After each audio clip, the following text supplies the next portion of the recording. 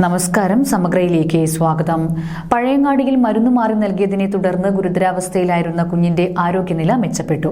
സിറപ്പില്ലാത്തതിനാലാണ് drops നൽകിയതെന്നാണ് medical shop ഉടമയുടെ മൊഴി. പഴയങ്ങാടിയിൽ മരുന്ന് മാറി നൽകിയതിനെ തുടർന്ന് ഗുരുതരാവസ്ഥയിലായിരുന്ന കുഞ്ഞിന്റെ ആരോഗ്യനില മെച്ചപ്പെട്ടു. സിറപ്പില്ലാത്തതിനാലാണ് ഡ്രോപ്സ് നൽകിയതെന്നാണ് മെഡിക്കൽ ഷോപ്പ് ഉടമയുടെ മൊഴി. താൻ തന്നെയാണ് മരുന്നെടുത്ത് നൽകിയതെന്നും ഉടമ ഇ.കെ. നാസർ വ്യക്തമാക്കി. മരുന്ന് കഴിക്കേണ്ട അളവ് എഴുതി കൊടുത്തില്ലെന്നും മൊഴിയുണ്ട്. മെഡിക്കൽ ഷോപ്പ് ഉടമയുടെ അറസ്റ്റ് ഇന്ന് രേഖപ്പെടുത്തിയേക്കും.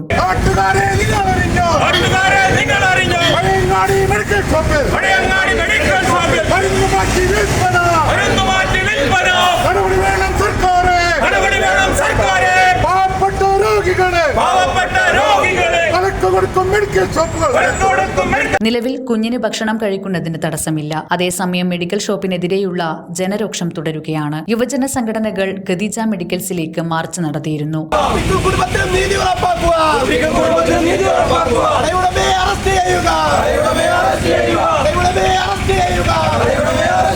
മരുന്ന് മാറി നൽകിയ ജീവനക്കാർ, ഷോപ്പ് ഉടമ എന്നിവരെ ജാമ്യമില്ലാ വകുപ്പ് പ്രകാരം അറസ്റ്റ് ചെയ്യണമെന്നാണ് പ്രതിഷേധക്കാരുടെ ആവശ്യം.